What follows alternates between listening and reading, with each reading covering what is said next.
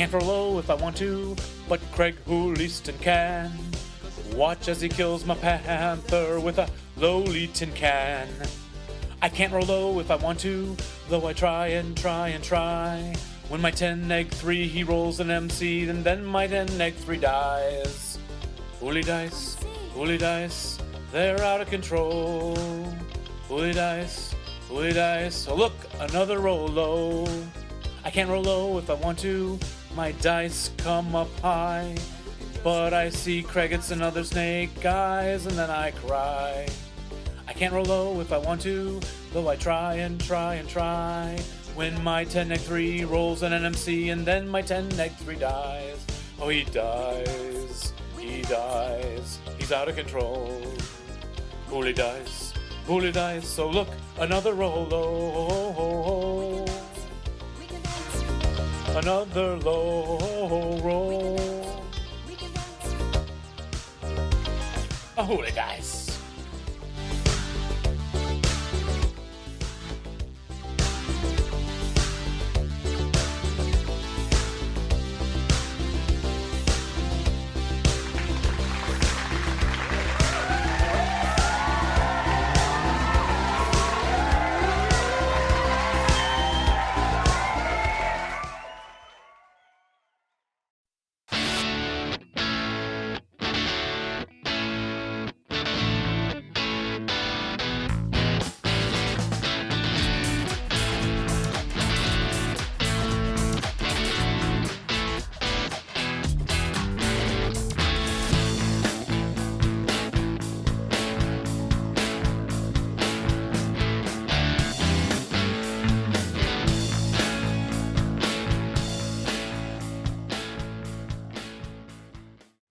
Hello, everybody.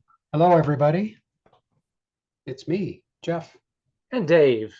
And there's Dave. And we are the Two Half Squads. The one and only podcast on the net dedicated 90% to the greatest game in the world. Advanced Squad Leader. And we are your hosts. And the other 10% is dedicated to what? My model diorama of Brea tar pits. Your model building. Yes, that's right. I knew it was something good. Good and whatever other banter you have today. Good to see you. We're at home today. Yeah.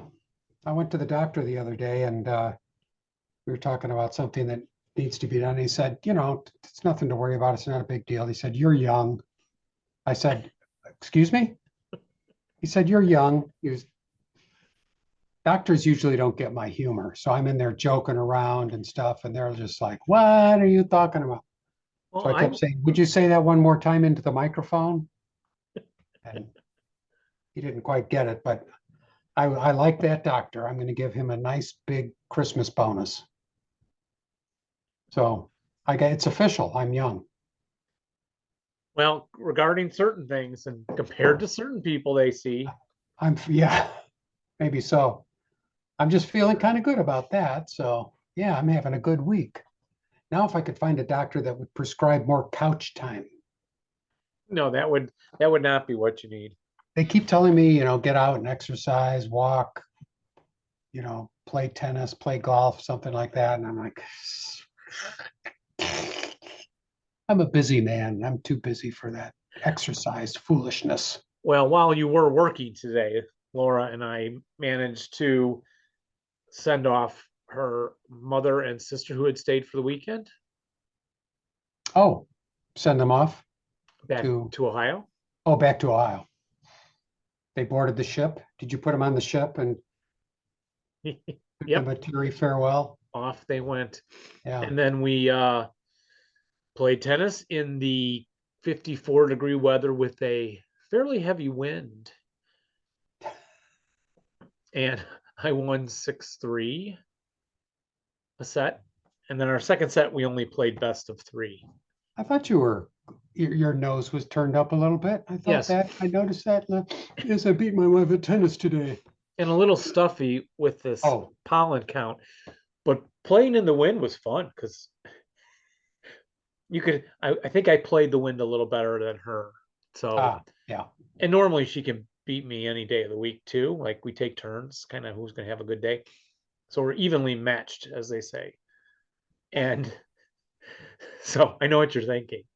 And so I think I played the wind better. I'm like, yeah, if I hit it like there, it might blow it right out. Yeah. Turn up, or the shot to the feet, you're always trying to get. You had to play it a little differently or whatever. But anyway, we enjoy playing in adverse conditions because we're no good. People who are good hate playing in adverse conditions. Yeah, I don't like playing in adverse conditions. We went out for a walk today and we decided we got about half a block away and we thought, it's too windy. Right? Well, yeah, wasn't it? Very gusty.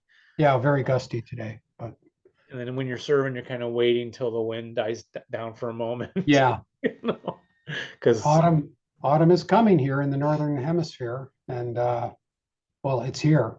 So yes. Yeah, possible frost tonight. So really, well, but Laura said it's going to be more north, but get your harvest in soon. Yeah, yes, we will. We'll do that.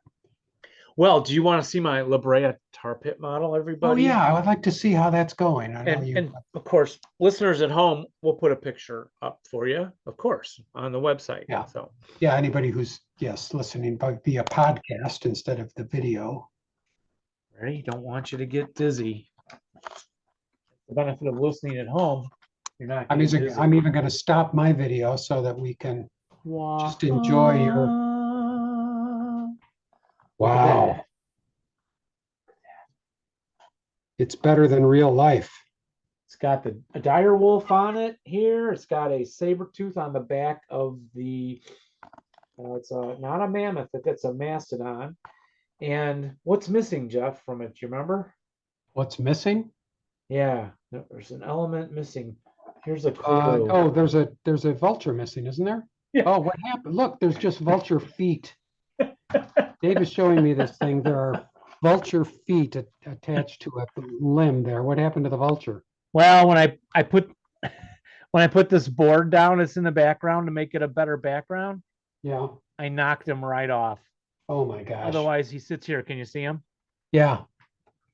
Okay, so it will look like that once I get him glued back on there.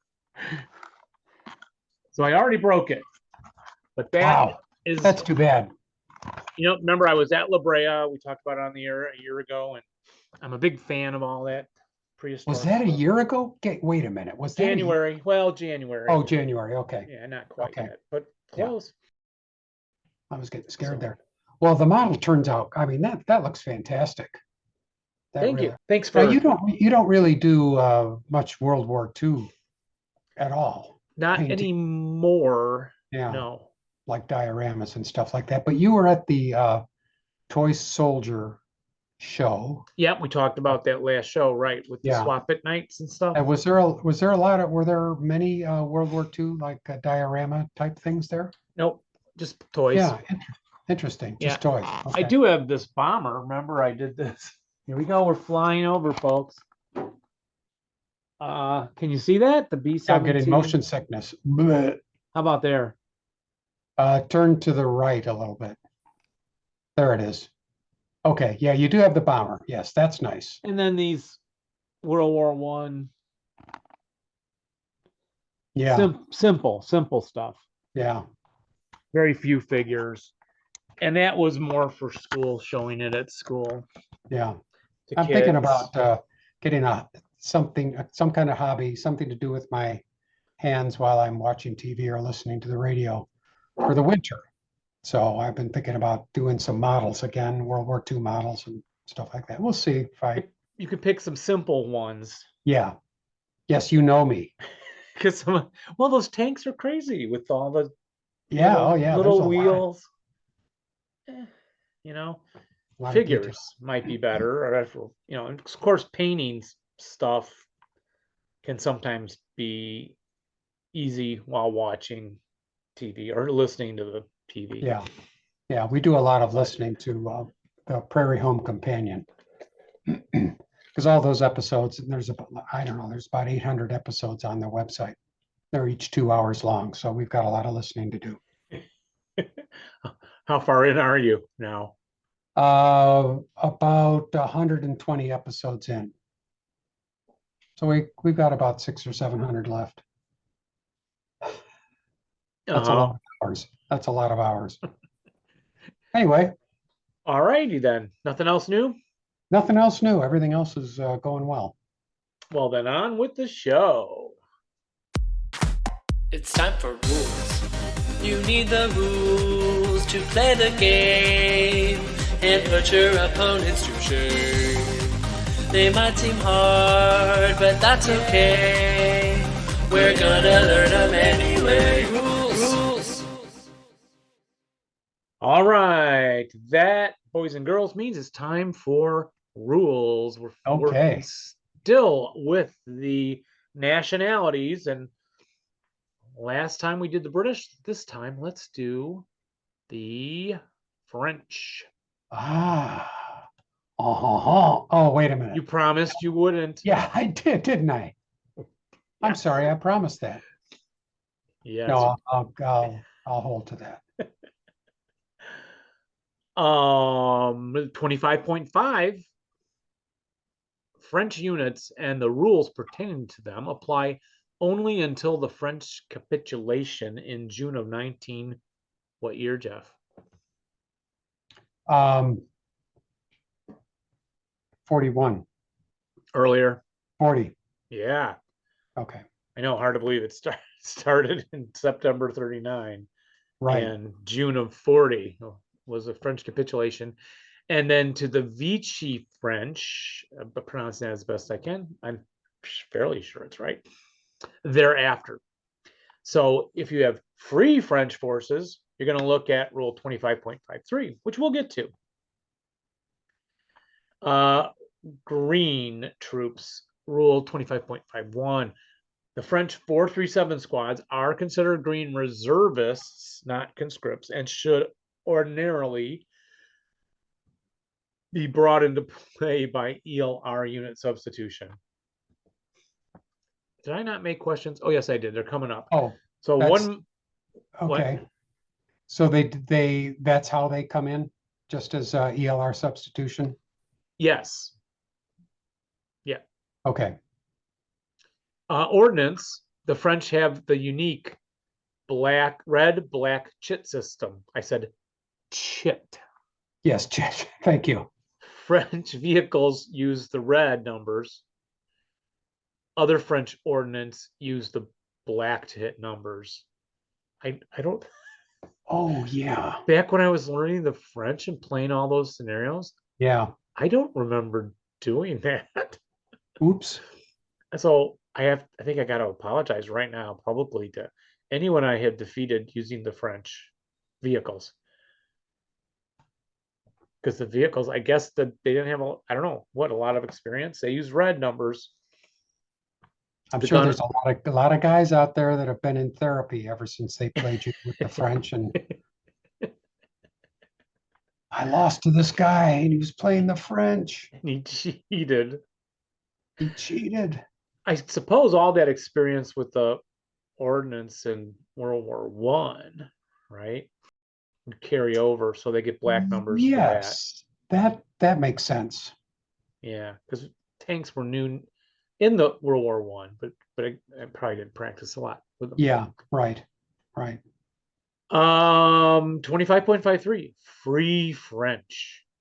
Jeff, are there free French counters that were made by Broken Ground Design? Yes. Yes, there are. Are there also free French personnel counters made by MMP? Yes, of course. Yes, there are now. They are designated by a white cross of Lorraine symbol in the upper left-hand corner. Yes. Whereas the Broken Ground, I believe, were the two-tone. If I remember correctly, I have them right over there, too lazy to look. And the Free French came out first with Broken Ground. Yes. And then with the re-release of Croix de Guerre. Croix de Guerre. Is Free French OBA always treated as British OBA? Yes. Yes, it is. Now, pre-December 1943 equipment. For scenarios set prior to December 43, Free French used certain British or British color vehicles, guns, and support weapons, and the rules covering those, because they were then using the British equipment. And okay. yeah. Then do Oh, these prior. Yeah, because prior. they're the Free French. Yeah. Yeah. So they're the ones supplied by the British Yes. and Americans later too. But Yeah. do these Free French use the British stuff then without captured penalties or with captured penalties? Without captured penalties. That is correct, because yeah, they were trained up on them. Yeah. All right, here's a very confusing sentence that I'm just gonna read. Equipment for scenarios set in or after December 43. Free French use French color, British color, A in parentheses, F in parentheses, support weapon optionally and without capture penalties, C 25.35 and 25.56, certain US parentheses, US color, F parentheses, sub parentheses, vehicles, guns, and the rules covering them. Exception, Free French inherent crews are considered British when determining their morale as per D 5.1. It's funny you should bring this one up, because Robin and I were discussing this the other day over a glass of wine.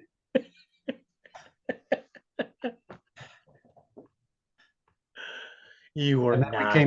We came to our senses. Every once in a while, she'll break out speaking in tongues, and it's all this ASL or rule book stuff. Yeah, someone has to be able to interpret it, or it's not valid. Yeah. So what is this? What overall? What does this say? Yeah, overall, the Free French use the French color, British colors.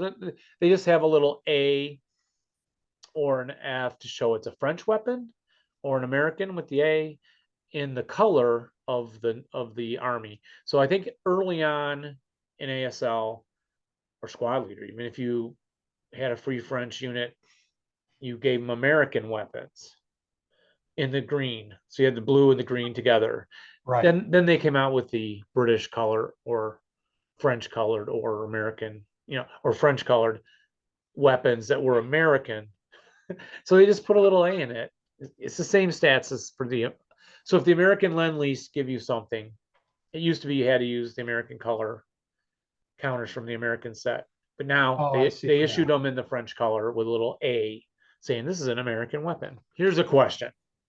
Do your own rule. Do Free French use their own support weapon allotment, OBA availability, and rally factor charts for do your own scenarios? Do Free French get their own charts for do your own? I know we've never done a do your own. We never have. You never have. So let me just think this out logically. Do the Free French use their own support weapon allotment? Charts. And etc. Charts? Boy,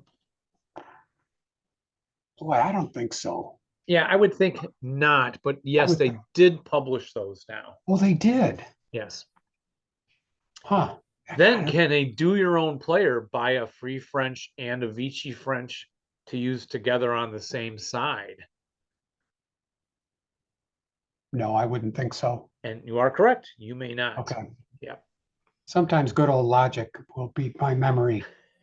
Yep. Thankfully. Especially, since we don't do your own. The last rule, 25.58, Vichy French personnel and support weapon counters have the unique two-tone color and are used after June 1940 for Vichy French forces. Do Vichy French use French vehicles and guns? Sometimes. Do the Vichy French that captured German, do they sometimes use the French stuff? Yeah. If it was there, they got a hold of it. Yep. All the instructions were in French, which made it very handy. Yes. Do Vichy French use German support weapon and vehicles and guns sometimes in other circumstances? Yes, I would think so. Just Yep. knowing what I know about the history, I would say, yeah. Yes, if they captured them and whatnot, Yeah, exactly. they do. Although it did not come with directions in French in those cases, so they have to Yeah, yeah. use. So they have to get an interpreter. They use their phones, like, okay, Google, please translate to German, German to French. Yep. Here's what I found. Oh, Oh, there's my phone. they're always listening. They're They always are always listening, Jeff. listening. It's scary. It's a little scary. Well, Hey, Google, are you always listening to me? I'm designed to wait in standby mode until I detect an activation, like when I hear, "Hey Google." If you're concerned about your privacy, there are steps you can take. If you prefer not to have your conversations included in your Google Home app, we can delete them now. wow. Good thing we have nothing to hide. Yes, we don't. I'm not interesting enough to be worried about it. One other thing, Dave, we just took a break here and I looked up this one rule because I want to look at it further after the show. But I did notice that the free French counters, the free French after December of 1943, the squads have assault fire capability. And they can place white phosphorus beginning in 1944. So a couple Okay. of things to remember, make them a little more powerful. And so if you're not, if you're playing a scenario where that are in that time zone and you haven't paid attention to this, you're probably going to get wiped out. Yeah, right. Because the British and the Americans have the white phosphorus too, and they're Yeah. supplying them probably. Right. All right, and that is rules. Splendid. What's it time for? Is it time for what's in the box? That is correct, Jeff. It's time for the other half of La Franc Tireur 15. I always love this segment. So I took a little breeze through this 80-page magazine and made a few notes that we'll try to share with you and our listeners. The first note we should share is that you can pick up this lovely piece of publication from Bounding Fire Productions, a sponsor of this show. Very good guys, very good friends of ours. Go to boundingfire.com. Look at all the great ASL stuff they have. Buy a bunch. Enjoy yourselves. Holidays are coming up. That's right. Get your own stuff first. And one thing up too is an article here on Advancing Fire Productions, the guys from Italy. Oh, yes. Remember we reviewed their 2 previous games. Yeah, excellent And stuff. so it looks like this new game is a tournament. Well, it's a tournament director's pack. Ah, okay. So it's What's a that mean? scenario, 16 scenarios, scenario pack. Tournament directors, probably Okay. smaller. And they'll explain a bit here. They say that some of these have the right size, some not. No scenario is too big, but several are medium sized and not suitable for most tournaments. The title means that these are scenarios made by a tournament director, me, who is Enrico Catanzaro. Okay. And they've been created for competitive use. So emphasis given on balance. And he's run for many years the Vassal League and gives his credentials. So they're not all small scenarios, but he's claiming, designing them to be balanced for use, better use in a tournament. Yeah. Each scenario played, I have always opened the toy and tried to figure out how OBs, SSRs, and VCs interact and influence each other. The scenario could have been improved, and which are the things I liked and disliked most as a player. I love to read SSRs, unlike you. Unlike me. Yeah. Even those in scenarios I won't play. SSRs are often the best part of a scenario, where the touch of the artist is recognizable by anyone. So he's kind of explaining how he thinks about scenarios. So like they look at one scenario in particular, liberating Bukovina. And I noted that the victory conditions win by exiting a number of infantry non-crew exit VP, not prisoners, off the east edge on or between certain area greater than or equal to the number bid. So he's also incorporating a bidding system like the Australian bidding system. And he's saying all scenarios in this pack have a special scenario rule showing the terms of the bid. This example he's giving is to determine sides, players secretly bid a number of Romanian exit VP greater than 7 and less than 14 that they believe they can exit. The higher bidder takes the Romanian side, and then so they lay out a special scenario rule or victory condition. Exit how many do you think you can exit? So you pick a number, I pick a number. Whoever picked the more challenging number gets to play that side. So what he's saying is he thinks a lot of this to play as tournaments. People would know more about what looks balanced and doesn't by looking at the scenario and being able to bid on it or having practiced it beforehand, I suppose. And so he shows some of the maps for the scenario that they're going to use and talk about some options. And then I highlighted this part. Playtest confirmed that in this scenario, it's hard to find a perfect balance of units attacking the village and the units sent to the village in terms of playing the game. So if you send this many to take the village and this many to exit, you know, it would take a lot of experience to be able to be good at that. And that of the 16 scenarios in total, 5 are pure urban combat, 3 see the presence of a village, and none use night rules, but several have some form of LV, including sun blindness. 3 have OBA, often in a simplified form. So that's what you can expect in this pack. Of course, all of them use the bid system to assign sides and set the VCs. In 2 of the 16 scenarios, the higher bidder takes the defending side. So there's some variation then again through all that. Okay. Do you know where we can find this? Is it out yet? Or Looks like it's out right now. You can go to advancingfire.com, and you can see what the price is there in euros, which was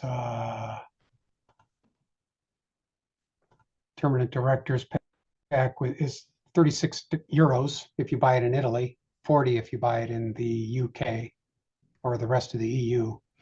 But you can get it in the if you live in the United States, you can go to Noble Knight Games. They have it, and it is $54.95, which is a very good deal. And I found that link through Board Game Geek. So it's listed on Board Game Geek with a link to Noble Knight. A link to Noble Knight. Yeah. So there you go. Excellent. The next article in LFT 15, 30 years of ASL ring. And I've always heard of this ring for 30 years and never really quite, I must have learned about it a couple times and just forgot, but so here's the background. Yeah, tell me. Are you wondering, Jeff, about the ASL I'm wondering ring? about the ring.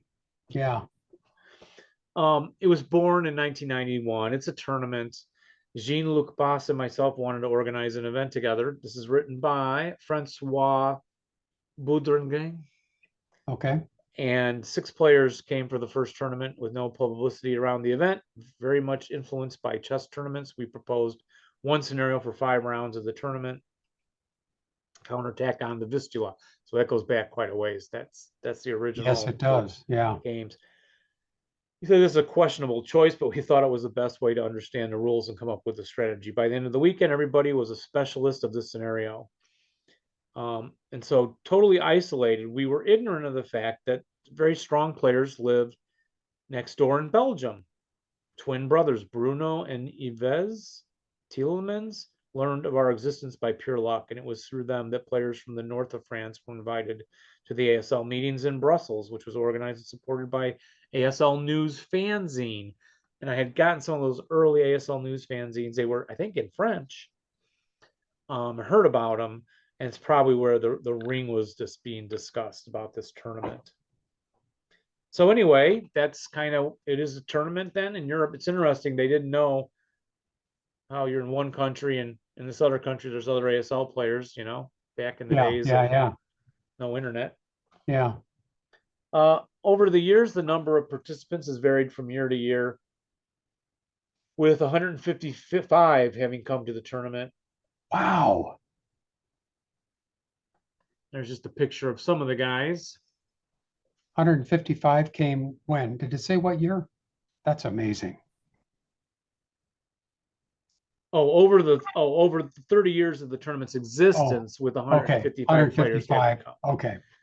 Yeah, different years, different time. There's a list on a website for the ASL ring that you can Google. We get so excited about any, numbers around in the hundreds.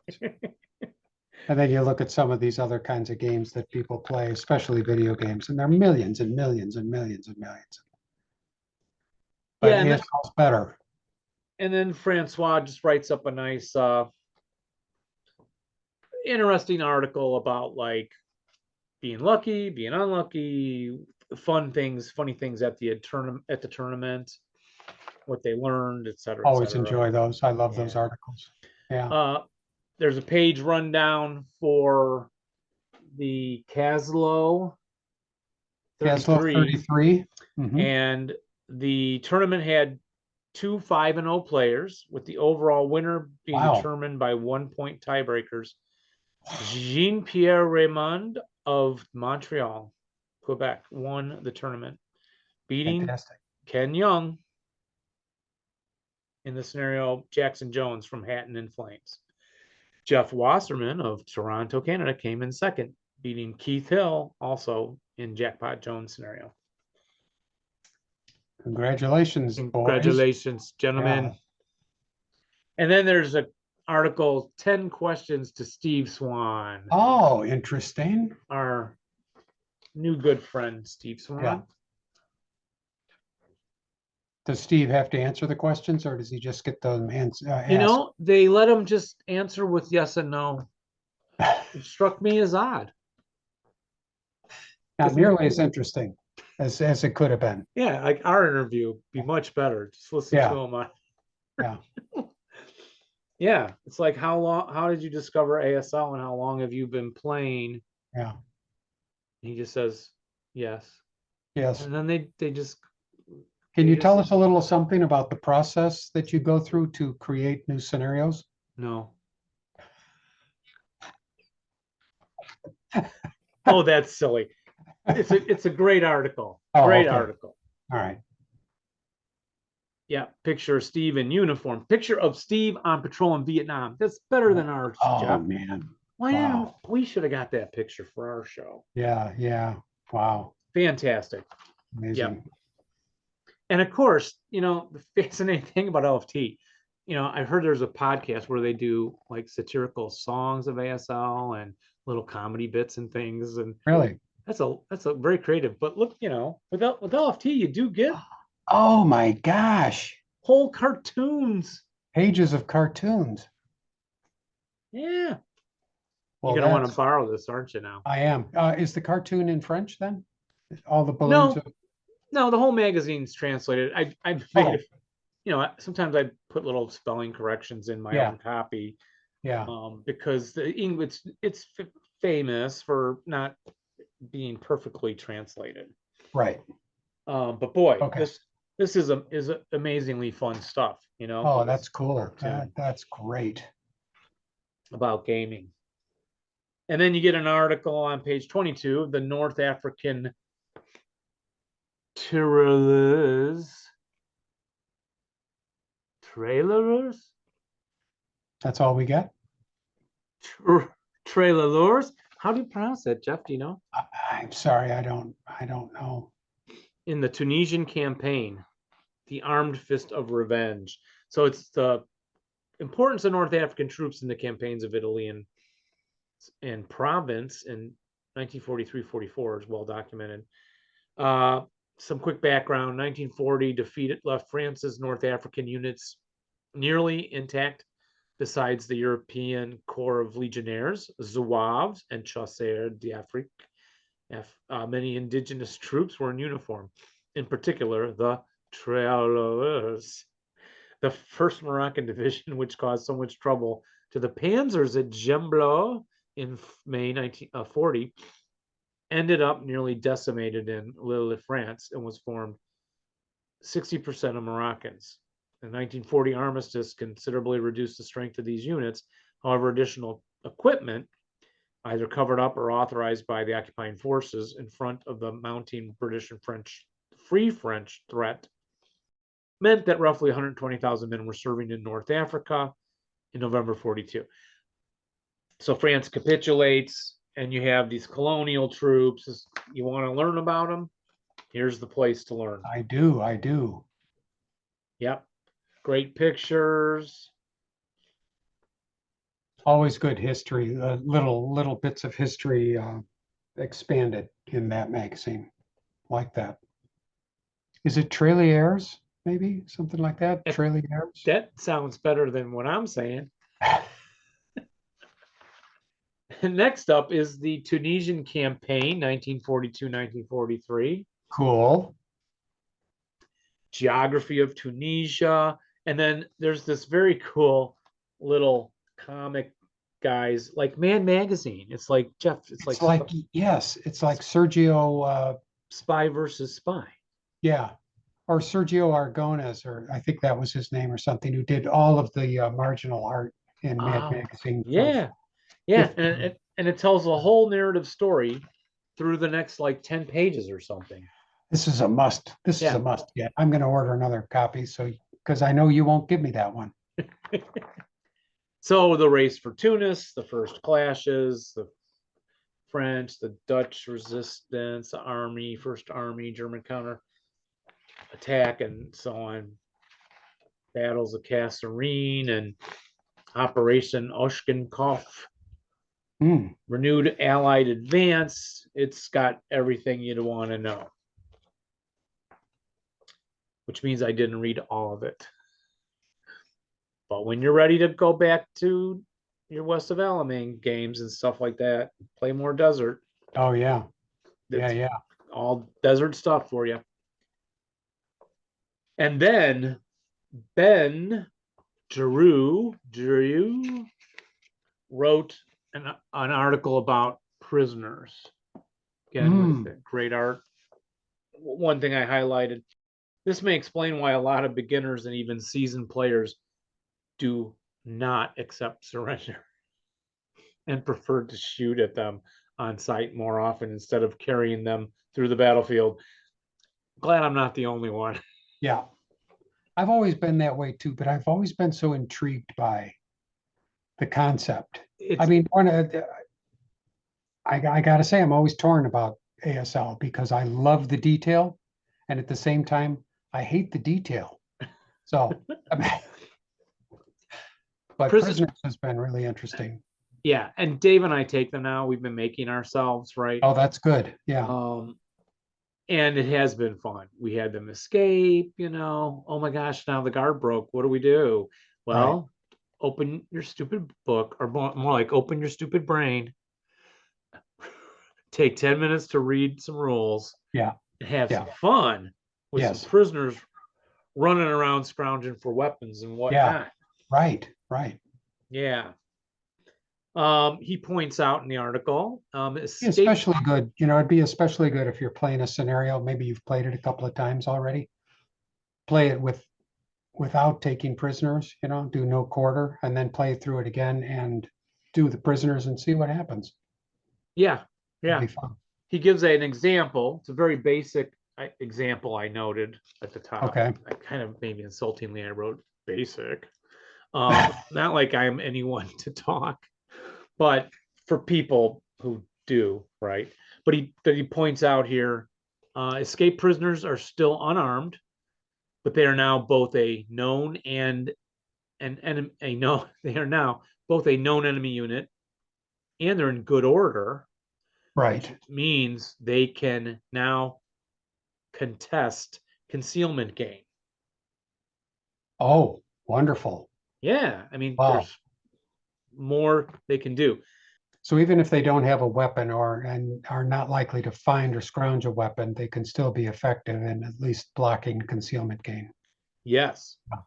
And then Yeah. the reverse of this coin, he points out, is that they are now eligible sniper targets and can now be targeted freely by their former captors, and it will not count as a massacre if you eliminate them, if they get killed. And he also notes that this is not even specific to the first hex of routing he's talking about. We'll figure out as we go. For instance, a unit may be able to route 1 or 2 hexes without being interdicted, but may have no option on the third hex to be interdicted. In that case, it must surrender to the known enemy unit it began its route phase adjacent to. Oh yeah, when you break next to a building with enemy,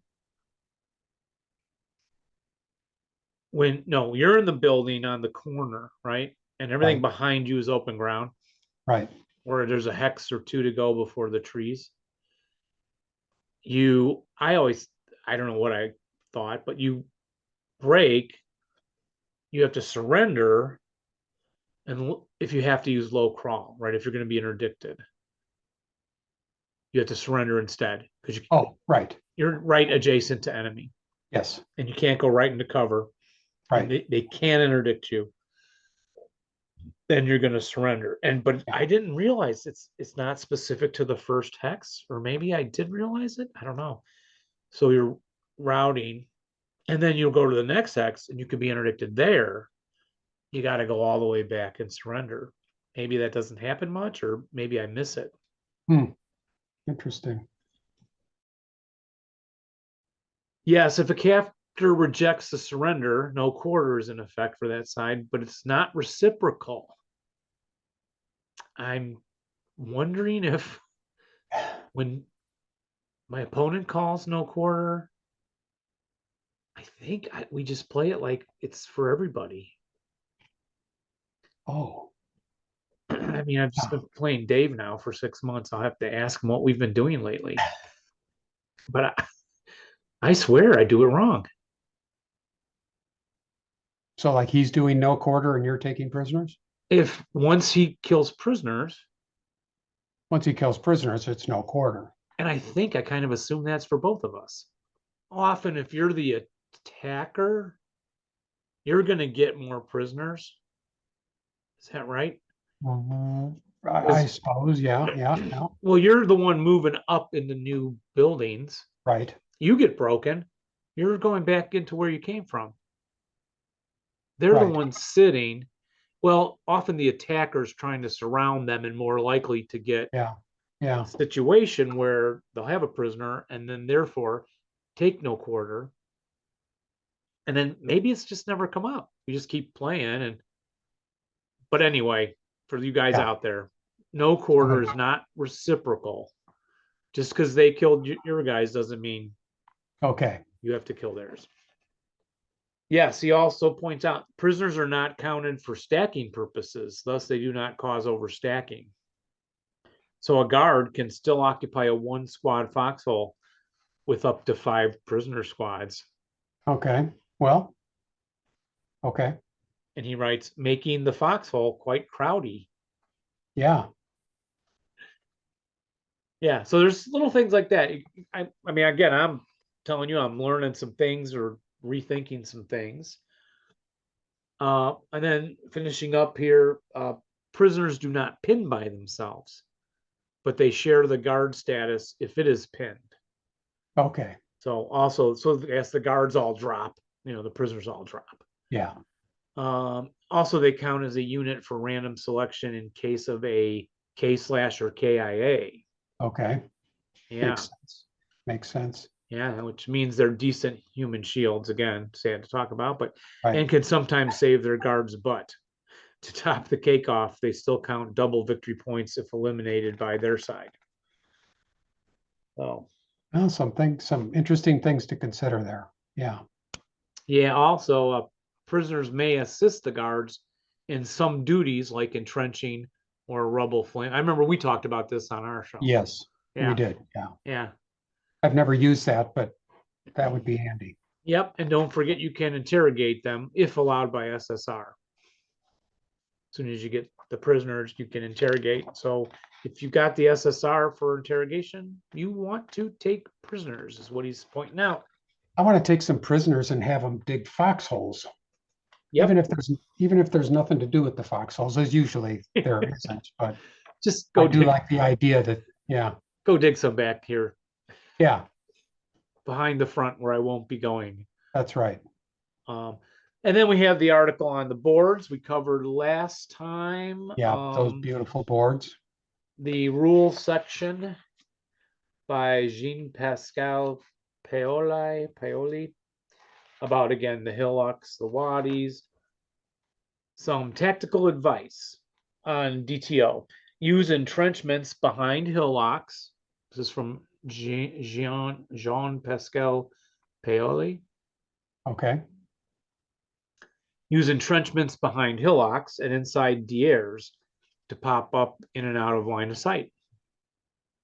Oh, okay. Good little tip.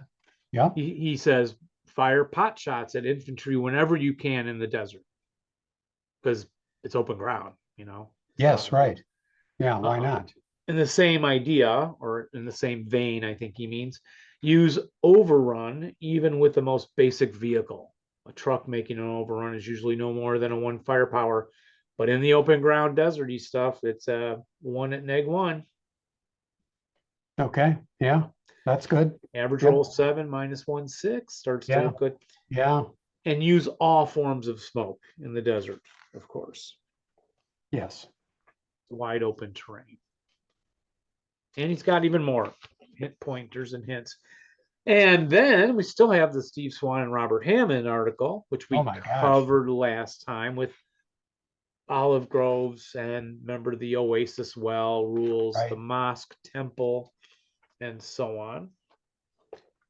And then Robert Hammond is writing an article called The Russian Civil War in Manchuria, Siberia, and Outer Mongolia. Oh my gosh. The following historical special rules apply to all scenarios in the Rising Star Falling Cross, the Russian Civil War in Manchuria, Siberia, and Outer Mongolia scenario pack, as well as to all scenarios depicting these nationalities within this issue of the Franc Tireur. An HSR historical scenario rule referred to by SSR is delineated by a pound symbol followed by the rule number. Yeah, looking at these rules, it's really the ones from the Russian Civil War pack, and so it wasn't called that title, right? So these are the ones that you played? Yeah, they're Oh, great. They're great. I love them. So maybe we should interview Robert again about that rather than yeah, Asmo, yeah. because we discussed these just in terms of what you've been playing lately, I believe, and probably what's in the box. And yeah, I think maybe there's something new to it, but they're here for you now. Everybody can get a hold of them. If you can't get a hold of that from the seller pack, you can just get this. Okay. Yeah. Yeah, because that was from the seller pack 4, right? Okay. Right. Which was, it's been a while, Yeah, but we loved them. like 10 years or something.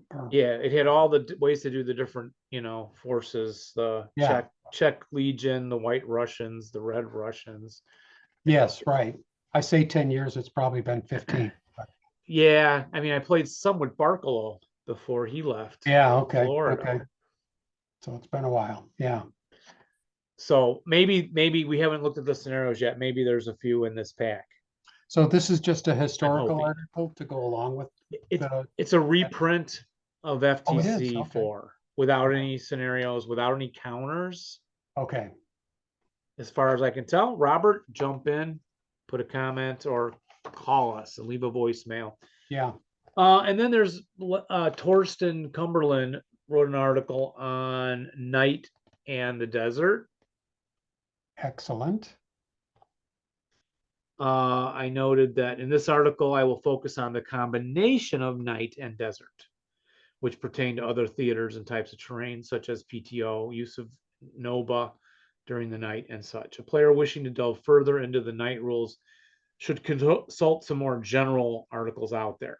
And that is the end of LFT 15. Ad for Ritter Cree again, past supporter of the show. On the back. Voila. I'm sure we won't have time for the scenarios today. Yeah.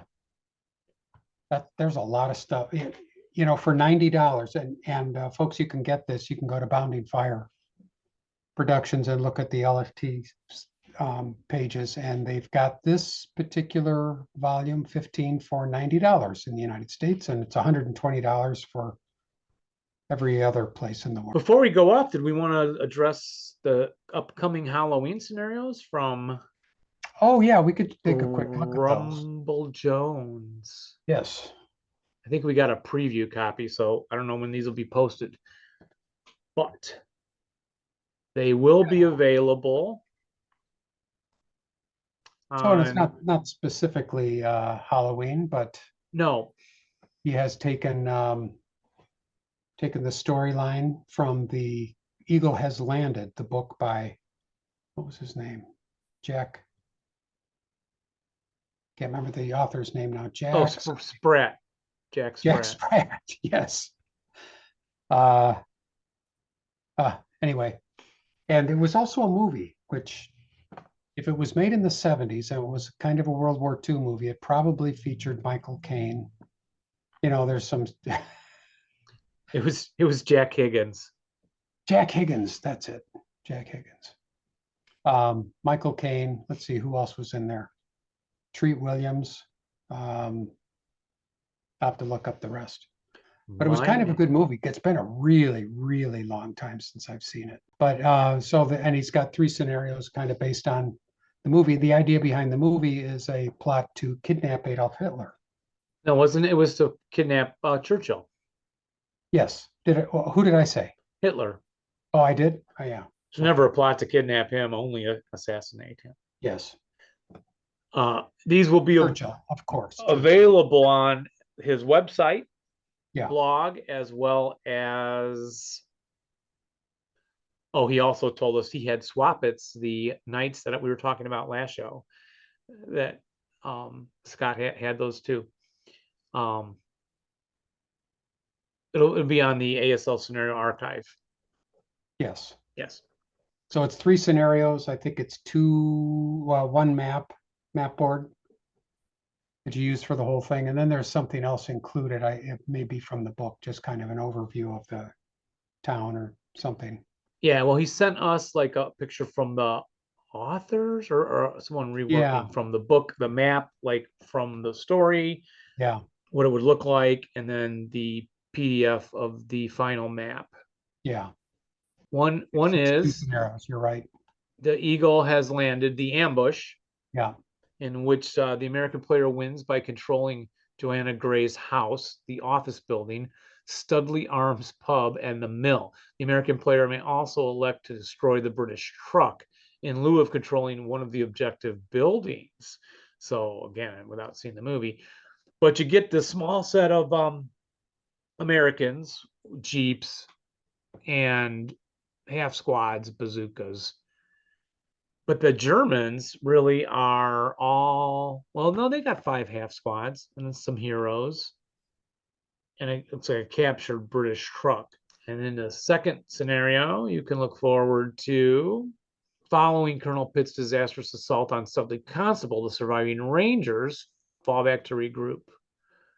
And the victory conditions, the Americans want to control the church. And then Germans are trying to have Oberst Kurt Steiner escape. Anyway, then there's 4 half squads for the Germans and some leader counters. And again, very small 5-turn games, very fun. Special rule 4 on that one, the escape of Oberst Kurt Steiner. On turn 4, Liam Devlin enters the church through the secret tunnel. On the German-friendly close combat phase, Steiner may attempt to escape by rolling a close combat attack. So that's the kind of fun little stuff. Yes, and the movie looks like fun. Though it doesn't get great reviews, but Oh, do you have any reviews up? 6.9 out of 10 on the IMDb. Okay, it Nevertheless, probably makes sense, right? Like, yeah, you don't think of it as the classic film. right, We're not all showing our kids that, right? right. Hey, boys, let's watch Yeah, Longest Day or Great yeah, Escape or, yeah. Bridge Too Far or This one that you'd need a lot of good popcorn, which I'm sure I couldn't come up with. All righty. So anyway, looking forward to those scenarios. And I think that'll be a show then, eh? I would say so. Great to see you, Dave. Good to see you. And folks, remember to roll low, And rally well, but but not when you're playing us. All Bye, right. everybody. Bye, everybody. I can't believe it took us 25 takes to get that correct.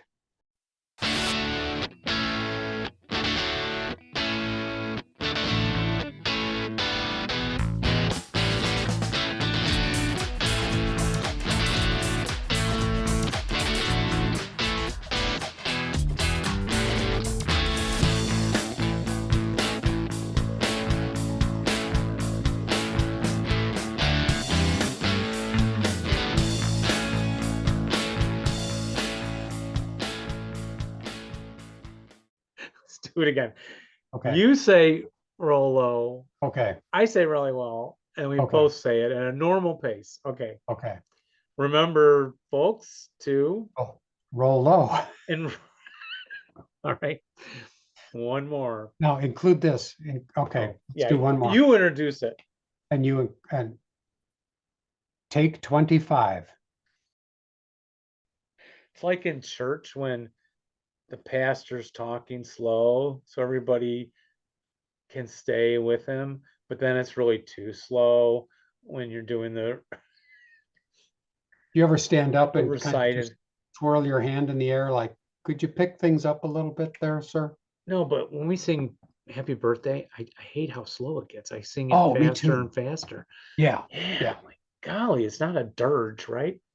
That's right. You're right. That one drives me crazy. I was at a client and everybody was like, nobody wanted to start singing. It's like, oh, it's the boss's birthday. It's like, everybody's like, So I just picked it up. I said, happy birthday to To you. you. Yes. through. Happy birthday to you. To you. Hey, happy birthday, dear. Yes. And if you don't start it, it starts going slower and slower.